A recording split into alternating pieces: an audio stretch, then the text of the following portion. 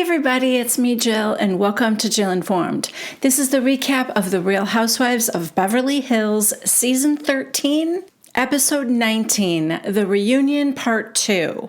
Real quick, and I mean quick this time, to say that I'm overwhelmed by the sheer volume of support that I have gotten from you guys in the comments is an understatement. I'm surprised every time. It's overwhelming in a good way. And I just want to say thank you so much. I really do feel like I'm not quite done here. So I think like taking the summer off after I finish, I guess next week, the final reunion for Beverly Hills. After I finish that, I think the break is going to just be really good for me. I have a lot of things that I've been putting off that I want to work on just personally around the house, focusing on my health, things like that I kind of want to spend more time with. So I'm looking forward to that. I'm looking forward to the summer off. Also, I'm taking in all your ideas of what I could do, how I could come back with the channel. And so, yeah, I'm just going to think about stuff, and you might not have seen the last of me. Anyway. Thank you guys very much for that. I also want to say that my intention is to still finish out the talkbacks and lookbacks and Christine's wedding with Sister Wives. And even though I'm new to recapping it, I have watched the show for the however long it's been on. I've been watching it since the beginning. And for those of you that watch it as well, you know that the Brown family has suffered a tragedy. One of their children has died by suicide just last week. It's horrifying. And I actually filmed the first talkback last week, but I haven't edited it yet, and I can't even really bring myself to film that show right now. Yeah. It's just going to take me a minute to want to get back in the swing of things. I'm not sure what the future holds. I'm hearing that the show will go on and the family is going to film a season 19. I don't know how I feel about all of it. That's another thing I'm just going to have to kind of wait on. Right now, at least, I obviously can't have a lighthearted, funny take on it. So I'm just going to hit the pause button on my recapping that one. But that may come out during the summer, whereas other than that, I am taking the summer off.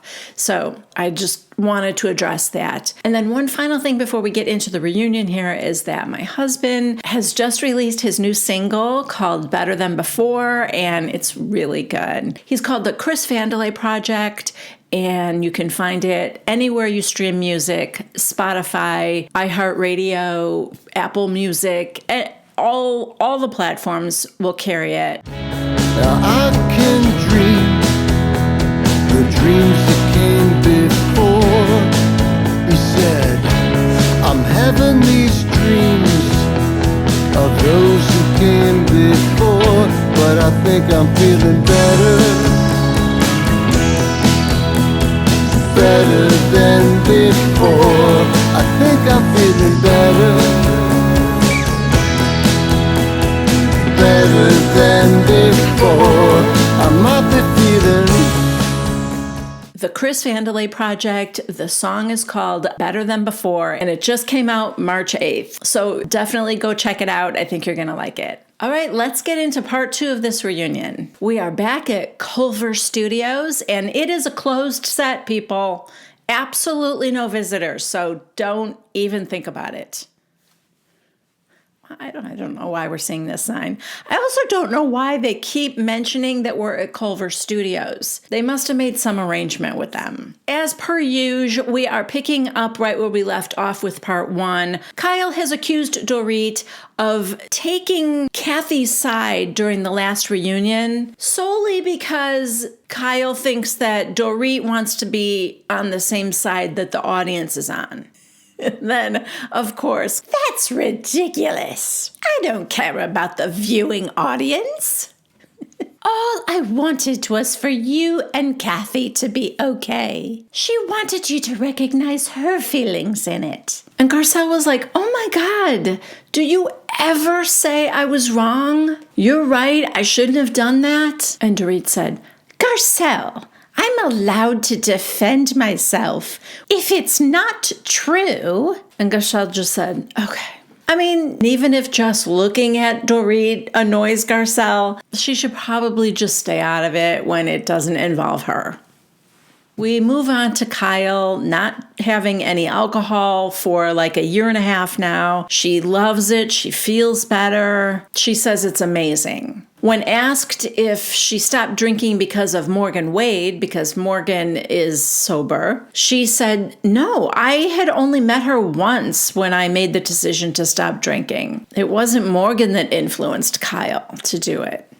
Or that one meeting was so impactful to Kyle that it made her stop drinking, get tattoos, and want to live in the country now. There's a viewer question about the ladies not being very supportive of Kyle's sobriety. And Garcelle starts to say that she was kind of just joking when she made the comment, you're still doing this like mocktail thing? And I think Erica says it best when she said, listen, if she were an alcoholic, I think it would be a very different story. We would, of course, be supportive of that. But we knew that wasn't the case. So, of course, there was a lot of like, are you sure you don't want to drink? So then Dorit said, it wasn't just that she had stopped drinking. She had started working out incessantly. And the tattoos. It seemed like she had changed a lot. Kyle said, I have been working out since I was 16. I have two sisters that were very thin and I was curvy, so I've always been working out. I just never made a big deal about it. If I had been being reckless with drinking or taking drugs, then we could talk. So then Sutton goes, I think you have been reckless. You said I had a drinking problem and that I didn't eat. And Kyle goes, no. I was very careful not to say you had a drinking problem. Okay, that makes it sound like I think you do, but I made very sure I didn't actually say that on camera. When you say I was very careful not to say that, that makes me think that you think it in your head, but you were careful not to say it out loud. Because if you're not thinking it, you don't have to be careful, right? And Sutton goes, you might not have said that exactly, but you spread little seedlings, insinuating it. And Kyle goes, one time I talked about your drinking. When else? And Sutton goes, well, you also said I push my food around the plate. And Kyle goes, well, and I would say that again. Ooh, she is standing by that one, which feels crazy because what does that mean? You're standing by the fact that you think Sutton has an eating disorder? I don't know. Anyway, Kyle goes, what did I ever do to you to warrant what you did to me at that weed dinner at my house? Questioning me about my marriage, you acted like I did something to you instead of coming to me and asking, do you need a friend? Okay, so now the ladies get into who's sharing their life on camera and who isn't. Kyle's definitely on defense. She mentions again that at the Eagle Woman retreat, she told everybody that there was trouble. Dorit, however, doesn't think she was specific enough. And Kyle doesn't think that the other ladies are entitled to every single detail of her life. And Sutton goes, we all share. Kyle, she's not so sure. She said, listen, I have been on this show for 13 seasons. I watched my 2-year-old grow up, who she's now applying to colleges. I've had kids go away to college, come back from college, get engaged, start their jobs. I've had 2 siblings on the show. My marriage is, falling apart. Don't tell me I don't share. What did you have this season, Sutton? You bought a horse and you have a dating coach. You came into this season just to come after me. Okay. I mean, that's a little extreme. Sutton goes, what? And Kyle goes, what? Yeah, you did. Well, Erica gets a big laugh out of Kyle mocking Sutton. And Andy wants to know if any of the other ladies think that Kyle was insinuating that Sutton had a drinking problem. And Krista goes, well, actually, I think it was Dorit more than Kyle. So Andy says to Dorit, do you? Dorit, Do I think that either one of us was insinuating that Sutton had a drinking problem? And Andy goes, yes. There's a long pause, and Dorit goes, I don't know. Garcelle whispers to Sutton, whenever somebody repeats the question, they're stalling. Maybe she was stalling, but not long enough because the only answer she came up with was, I don't know. And then she says to Sutton, I don't think you have a drinking problem. And Sutton goes, thank you. Great. Can you say that again? But I don't. She goes, no. I want you to say it again. Say it loud. That needs to be said louder. Can you say that again, please? And she goes, what? What you just said. So here's what Dorit manages. I'm not around you all the time. I don't think you have a drinking problem, but I don't know. Okay. And Sutton goes, well, I don't know if you have a drinking problem. Carcass out. I don't know how many carcasses are on the floor every night. Andy moves on to Kyle's weed dinner. They, specifically Denise, they all laugh at how Denise was like telling Erica, watch the show. And how all of them were like, you're not supposed to say that while we're filming the show. We're on the show right now. There's a viewer question that just says, clearly Denise wasn't really mad about the three-way comment in front of her kids. It was about the accusations of her being with Brandy. But anyway, everyone's just speculating that because Brandy and Teddy and Rinna are gone now, that Erica's the only one left that Denise has to pick on about that. But Kyle was part of that too. Like, I specifically remember Kim and Brandy coming over to Kyle's house, and that's when Brandy gave them the whole story. That Brandy feels like she was tricked and she would never be the other woman. She knows what that feels like. But Denise assured her that Aaron was cool with it. Yeah, whatever. That doesn't make that much sense to me. I think Denise would be just as mad at Kyle, yet she came to Kyle's weed dinner. I don't know. Then Andy asks Dorit, what was going through your mind during the upside down jacket scene? We get to see it again, which is, always a pleasure. Dorit just said, I still don't know what was going on there. Then we move on to BravoCon 2022, when Erica predicted that Dorit and PK's marriage was headed for Splitsville. Dorit and Erica both laugh watching Dorit's impression of Erica during her confessional. Erica even repeats the line, that's not a showman, that's a bitch. And then we get a montage of PK and Dorit's struggles through the year.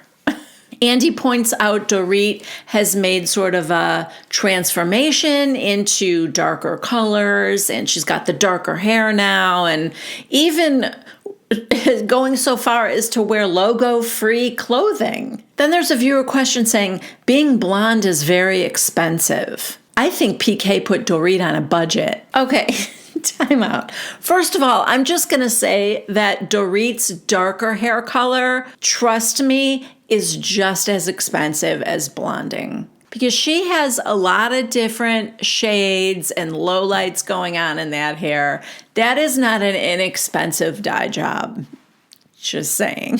It's darker and maybe it looks more natural, but I don't think it's her natural hair. It's natural enhanced, and I don't think that's any cheaper than going blonde. In regard to the viewer question, everyone's like, oh no, not the B word.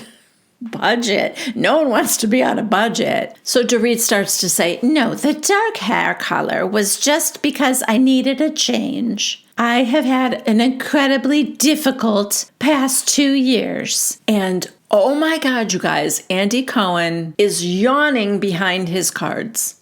It's incredible. It is only always Dorit when Dorit is talking. And to be honest with you, I feel like some of the others kind of go on and on. Not everybody, but I think Kyle does a little bit. But boy, it's incredible. And of course, she catches him again and she goes, "Don't you dare, Andy." And he's like, "I'm sorry." Then we get a montage of the reunion for 2021 where he's yawning.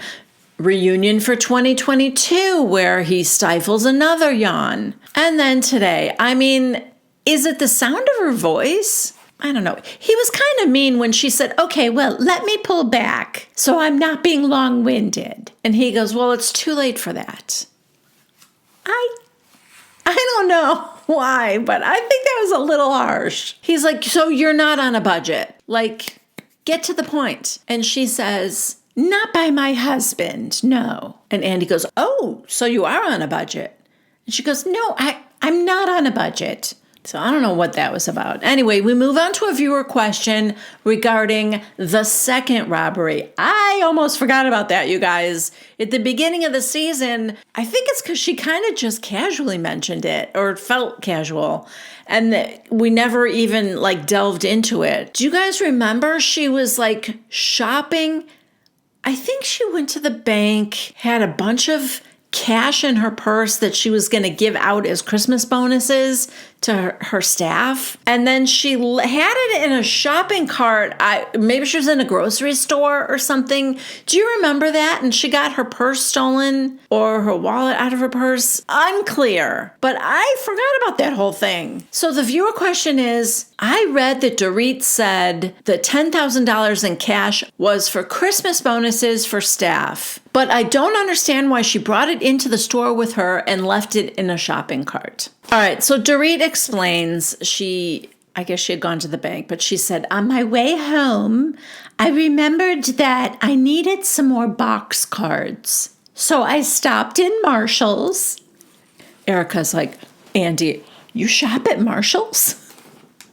Okay, that's the takeaway. Anyway, apparently just had her purse right there in the cart. Plus, I'm wondering what kind of a purse it was, Was it a Birkin? Because, is that the kind of thing you just plop in a cart and then go, walk halfway down the aisle and start looking at boxed Christmas cards? I don't know.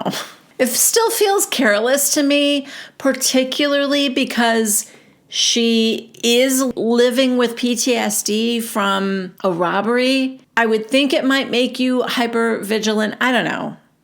I don't know. But anyway, she said that the security footage from the store revealed that there were 3 men who had followed her and were targeting her. Then we get the flashback to Garcelle's confessional when she said, "The only time I noticed jewelry is when after the burglary, Dorit still had hers."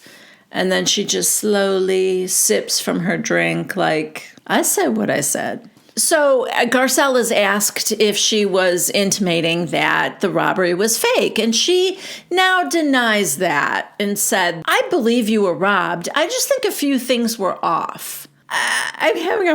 Okay, I'll talk about it at the end. Dorit says, "Like what?" Garcelle, "Your ring, for example. You still had your wedding band." And she said, "The children and I had just gotten back from London." And Garcelle goes, "Yeah, I know that. I know all that." And she said, "So my jewelry was in a different place than it normally would be. What else?" Garcelle, "Well, that the robber was kind enough to leave your phone at the gate for you just because you asked him to." Okay. I said this at the time, which was the beginning of last season.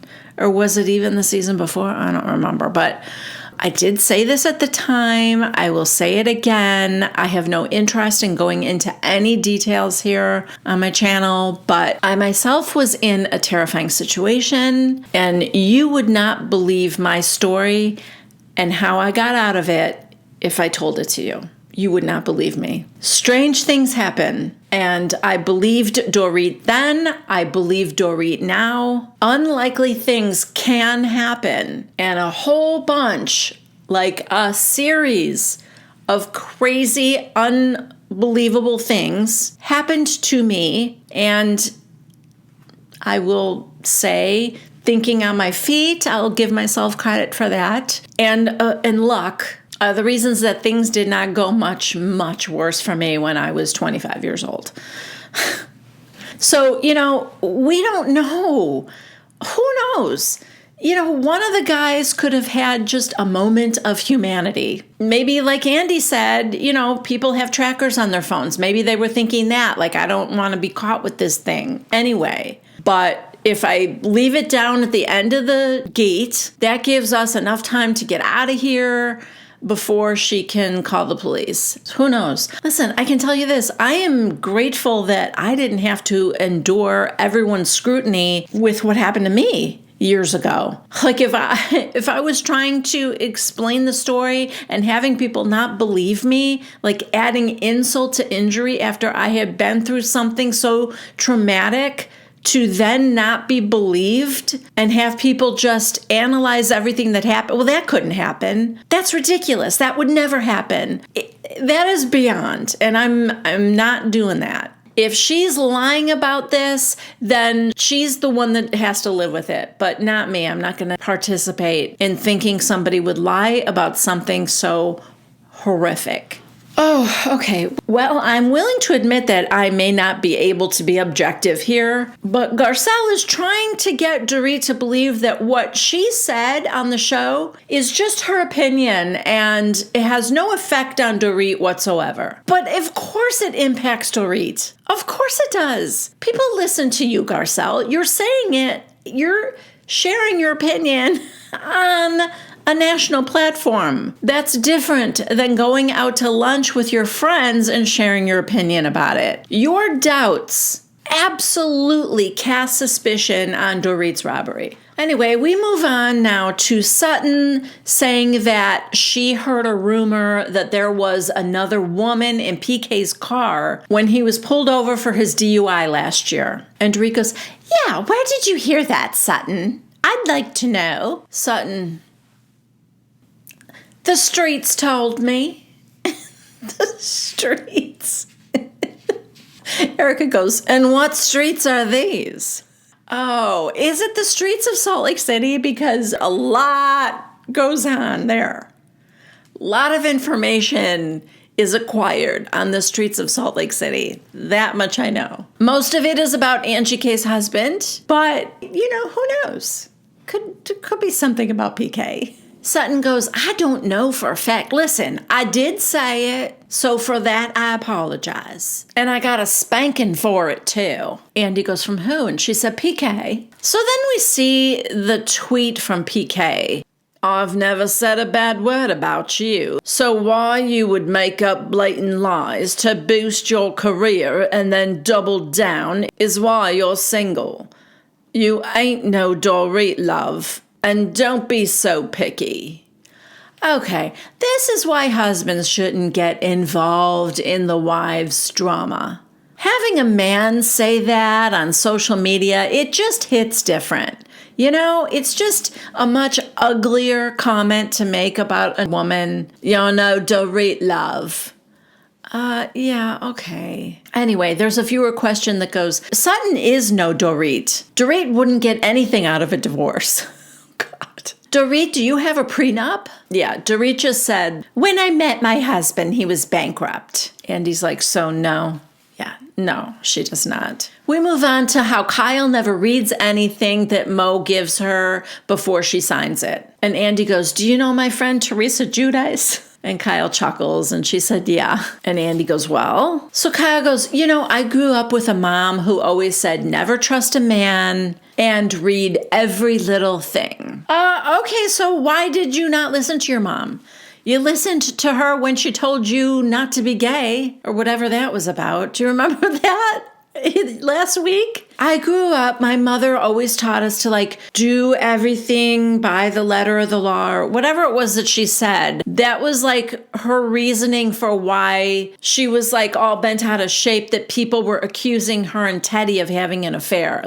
"Oh no, that's so improper," or something. I don't even remember what the gist of why she was trying to say that was, but she was definitely made it sound like her mother thought that you should be straight or something. So if she listened to her mother for that, why would she not listen to her mother when her mother said, never trust a man and read every little thing before you sign it? I mean, I don't agree that you should never trust any man, but maybe, read things before you sign them. Anyway, Kyle's just like, oh, it's just like so much small print and so many pieces of paper.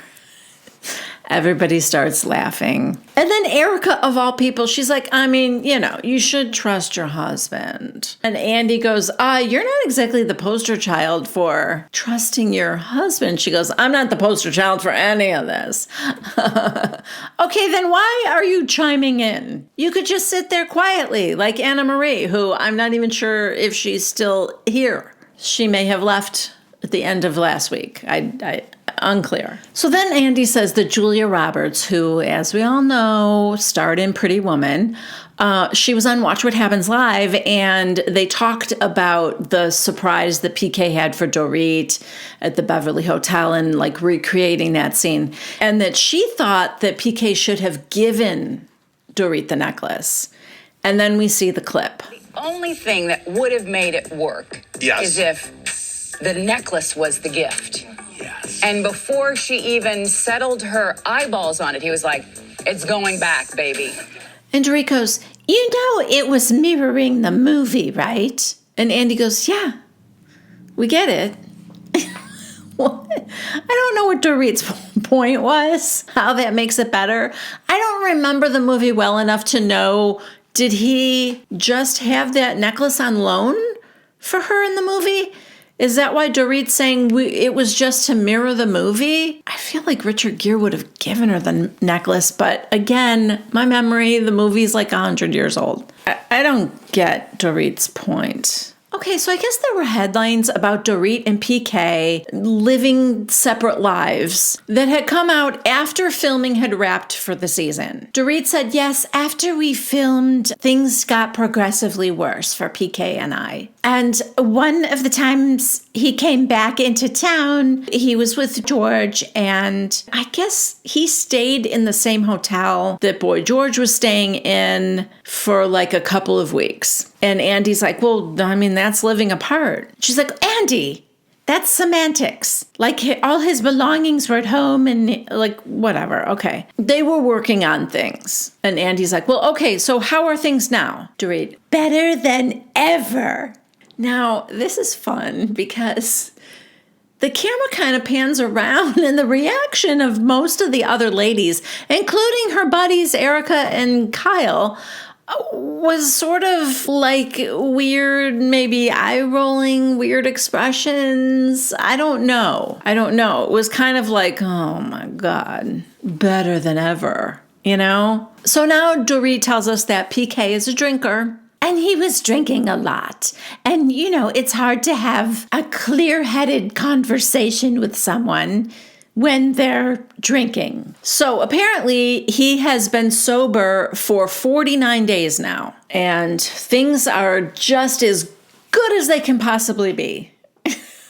Now Dorit is asked about Kyle and how after sharing her concerns about her own marriage, that Kyle didn't really reciprocate by sharing any information about her and Mauricio to Dorit. And how do you feel about that, Dorit? Dorit says it hurt. We hadn't spoken for a couple of months after the reunion, so we're going all the way back to last year's reunion.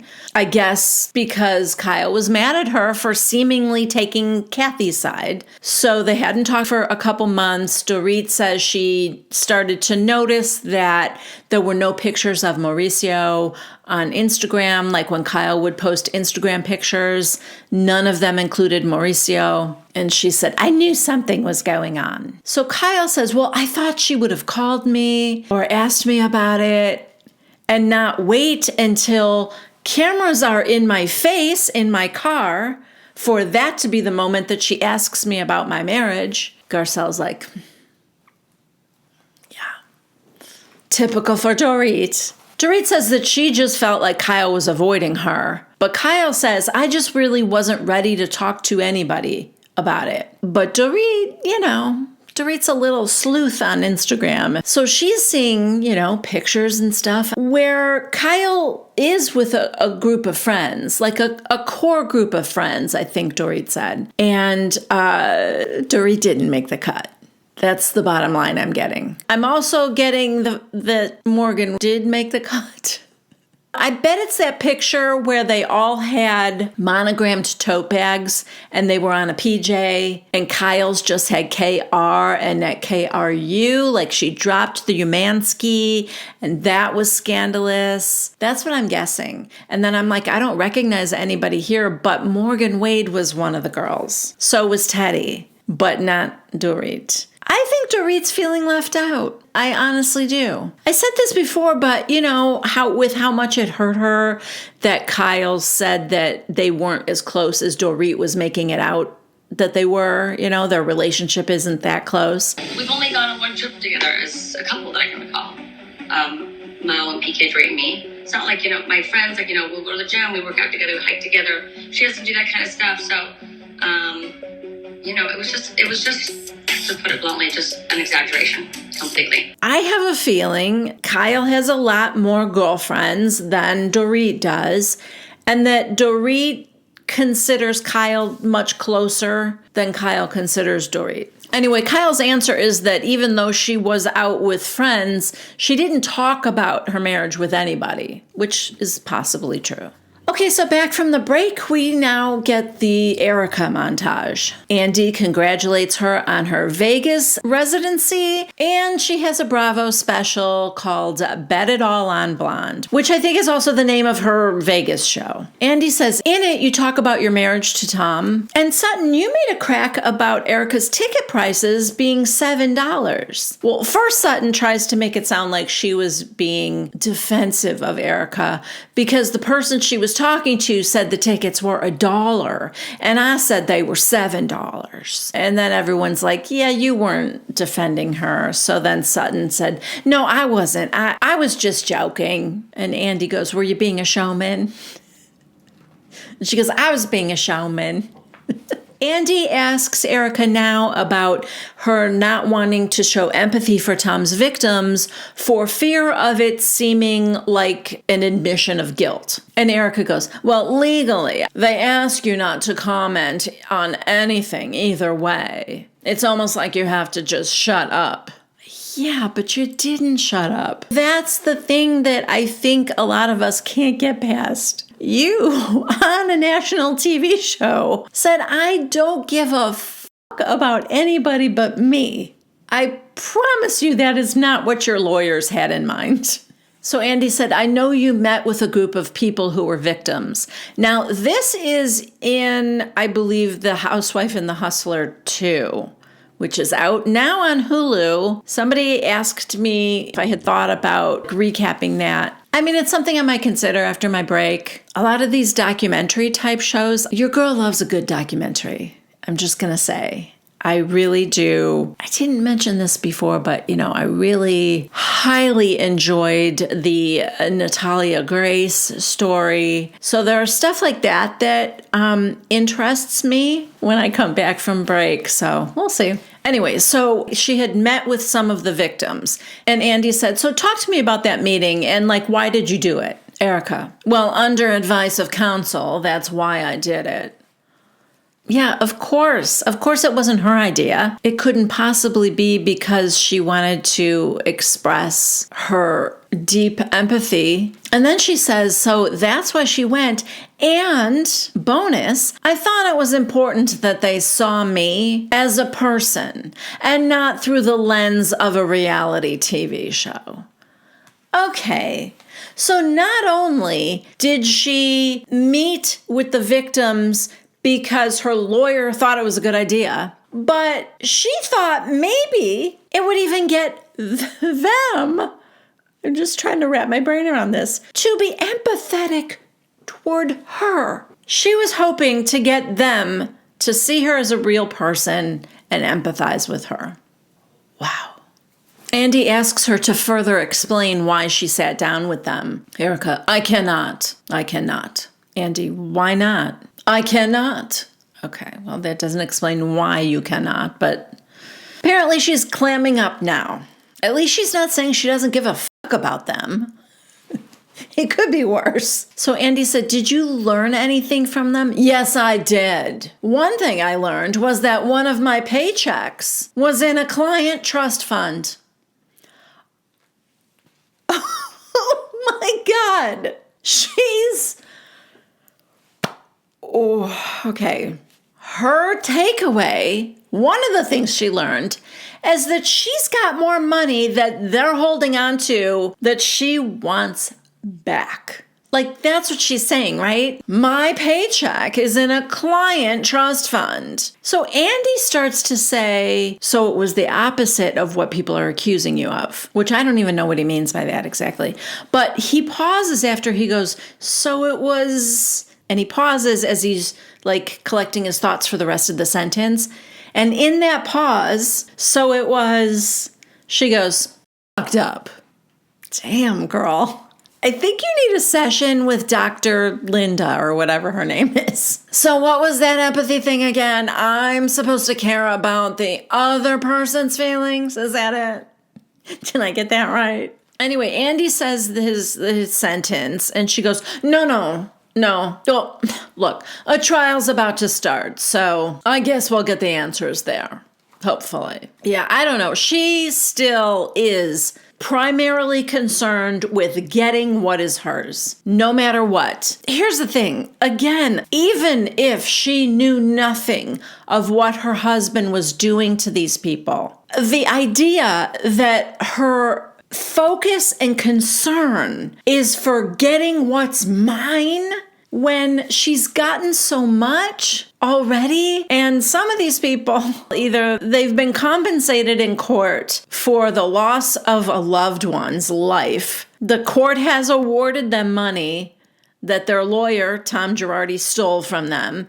So not only is that a horrible injustice on top of an unthinkable injustice, but there are others who need this money for future surgeries. And you're trying to hold on to diamond earrings because you didn't know Tom stole the money. Like, whether the $750,000 for those earrings came directly from client money or somewhere else, you have to know that your lifestyle was fed by the fact that your husband was stealing money from people. You know, I did watch Housewife and the Hustler, the first one, and one of the things was he kept robbing Peter to pay Paul. In other words, he would steal settlement money from one client, spend it on stuff, maybe, not every dime of it went to his wife, Erica,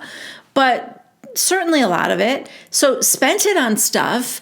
And when the next settlement money would come through, he would use that money or some of it to pay the first client. So in other words, he was constantly using the client's money, but then, he would pay them along the way or make a payment toward it. Like if they won a settlement of $50,000, say, once he won a settlement for his next client and got that money, he would maybe give $20,000 of it to the person that won the 50, just to kind of appease them and keep stringing them along and using their money until like it all caught up with him and he was millions in the hole. And then, this whole thing came out. But regardless of it, your entire lifestyle, and dare I say, a lot of the funding for Erica Jane, your career that you wanted that was really just a hobby until it started making some money on its own, your husband was funding that. And if you don't think that at least some of that money was money he stole from clients, well, then you're an idiot, hiding your head in the sand because you don't want to know. It's just a crazy take on this whole thing to be primarily concerned with getting your stuff back because you didn't know what he was doing. Like, I would be at least a little bit remorseful about what my husband did, even though I didn't know. I benefited from it, you know you did. So anyway, moving on.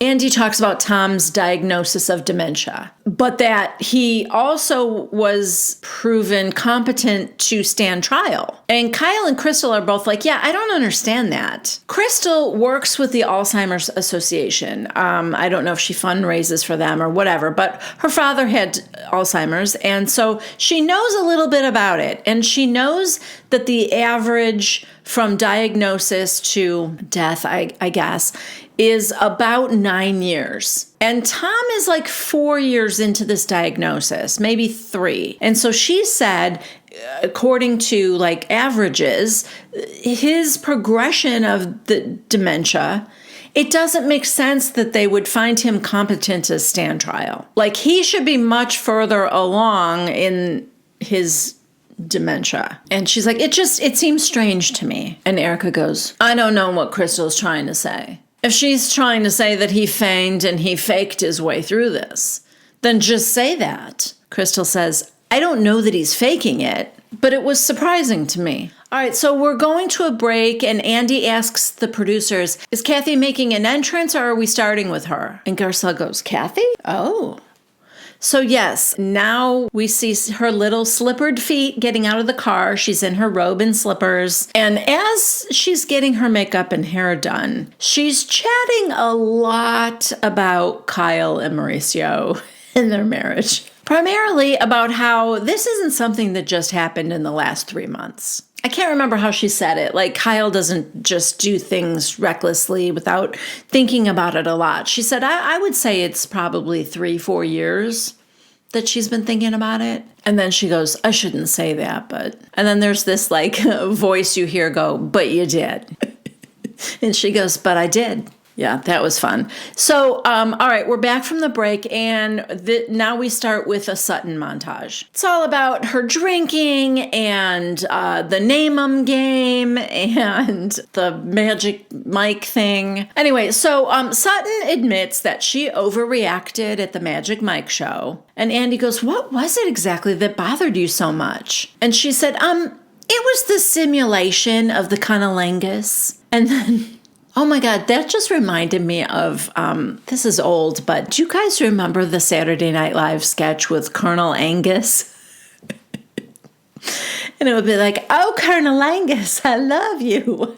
I can't remember who played him.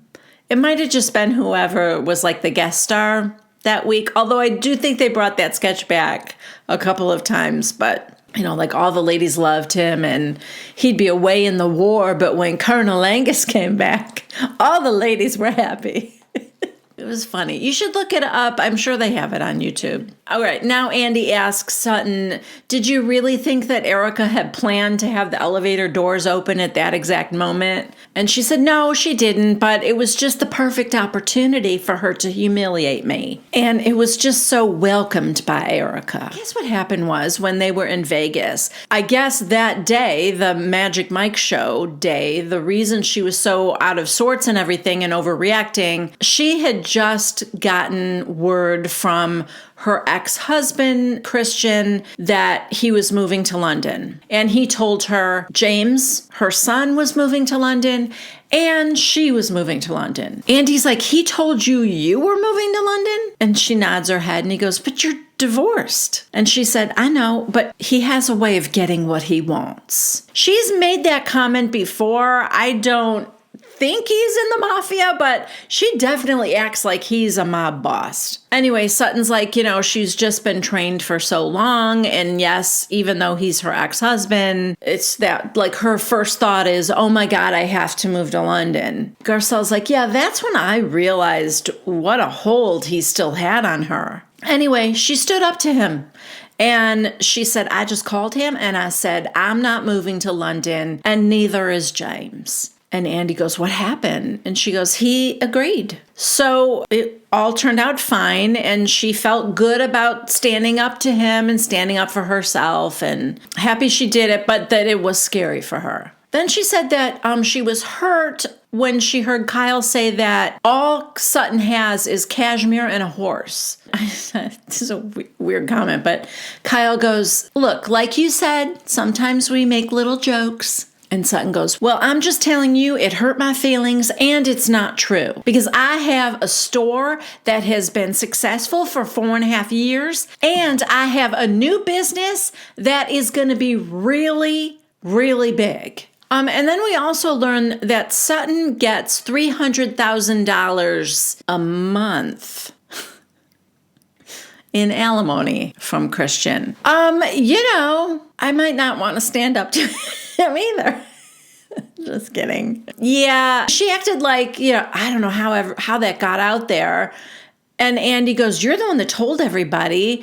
And then we see the clip from Watch What Happens Live, and it sounds like she's being asked about it, but maybe she's being asked about an article where she mentioned it. I don't know. But she is a little gloaty about it because he said, I heard you get $300,000 a month. And she goes, well, that's after taxes, which would be even better, right? After taxes, it's meaning, what is it? $500,000 a month. And then after taxes, she gets $300,000 a month. It's better that it's after taxes, right? Anyway, Andy asks Anna Marie what she thinks of that. And oh my God, she's still here. I wasn't sure earlier because she hasn't said a single word in part 2, but there she is. Andy asks her, for some reason, her opinion on, I think some people thought that Sutton was, like I said, gloating too much or something. And Anna Marie just said, well, I come from a world where you don't talk about money like that. Yeah, apparently Anna Marie knows some very, very, very, very wealthy people. I'm not sure if there were 4 veries in there, but there were at least 3. And we just don't talk about it. She goes, I'm not saying Sutton shouldn't. That's fine. You do you. Okay, well, I think you could have just let her stay asleep, Andy. Now Andy says that Kyle said on one of her Amazon Lives that after watching back the show's episodes this season, she's taking a little break from Sutton because of things that she has said in interviews. So now Sutton and Kyle just kind of fight about the weed dinner. She said we were having a good conversation privately in the other room, and then out at the table. You know what? Sutton claims that it wasn't her that brought it up. Other people are saying it was Sutton's fault. I kind of remember at the time, I think it was Crystal that brought it up at the table. Sutton kept saying, I wasn't going to say anything at the table. I wasn't going to talk about it. And they were like, yeah, you just got Garcelle to do your dirty work because she was dancing around the issue.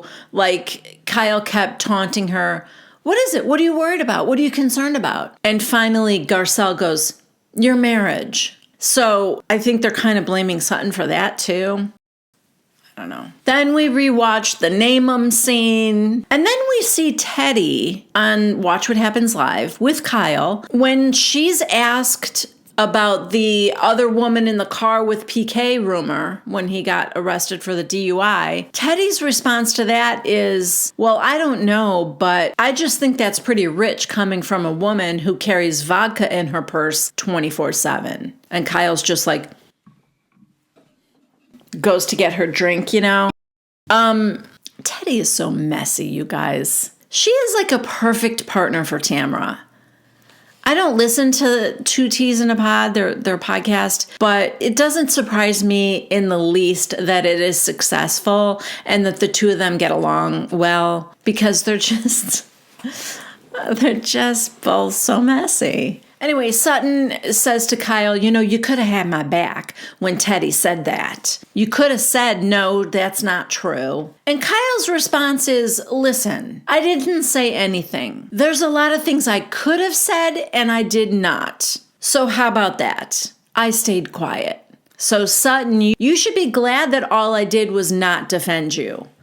I could have apparently added to what Teddy said. I mean, that's the implication here, right? Just be happy with what I kept quiet about, Sutton. So Sutton brings up the insinuation that she drinks too much and has anorexia. And Sutton goes, you have been relentlessly mean to me. And Kyle's like, where? And Sutton goes, well, as Denise would say, watch the show.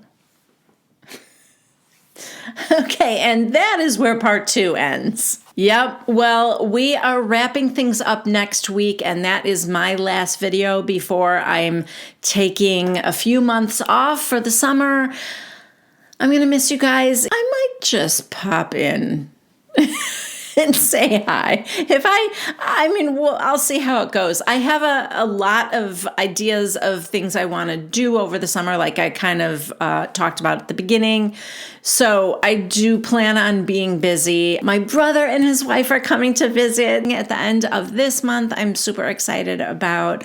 And yeah, I'd like to do a little bit of maybe traveling. You know, I'm here in South Carolina now, and there's still a lot of this area that I haven't explored. That's going to be fun. So there's a lot of stuff like that I want to do too. So anyway, I'm just saying, don't count me out yet. And definitely meet me back here next week for part 3 and the final part of the reunion of the Housewives of Beverly Hills. Thanks so much for being here, guys. I love you, and I'll see you next week. Bye.